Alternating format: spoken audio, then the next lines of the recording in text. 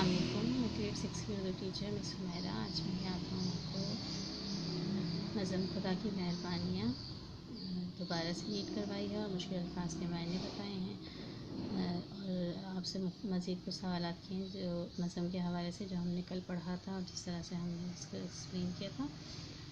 इसके लिए आप लोगों को कल की वीडियोस दोबारा देखनी होगी ताकि आप लोगों का रिव्यू हो सके। ठीक है, यहाँ पे कुछ अल्फाज के मायने हैं, मैं आप लोग को बता दूँ। जाए पनाह कहते हैं अमन की जगह। दूसरा ये कि चारागर काम बनाने वाला, अल्लाह ताला हमारा काम बनाने वाला। गम के साथ हमदर्द अल्लाह ताला है। फिर इसके अलावा बारगाह है, दरबार को बारगाह कहते हैं।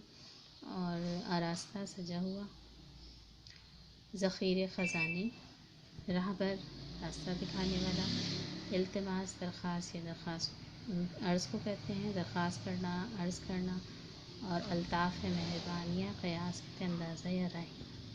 ऐसी नज़म जिसमें अल्लाह ताला की तारीफ़ बयान की जाए, इस नज़म को हम कहते हैं। इस नज़म के लिखने वाले यानी शायर जो हैं मोहम्मद इस्माइल मीठी हैं, जिन्होंने इस नज़म को लिखा।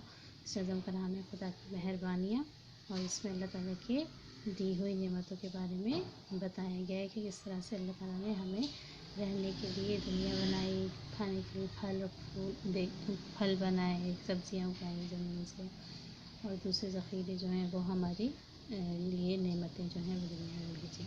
तो इस नज़म को आप लोग अच्छी तरह से पढ़ें, इसके अल्फाज की अदायगी पर गौर करें।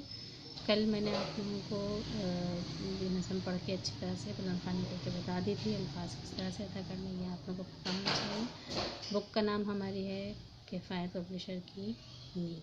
ठीक है, तो इस सबक को आप लोग अच्छी तरह से पढ़ें। नज़म को मैं इसके बारे में आपसे मज़ीद सवालात करूँगी।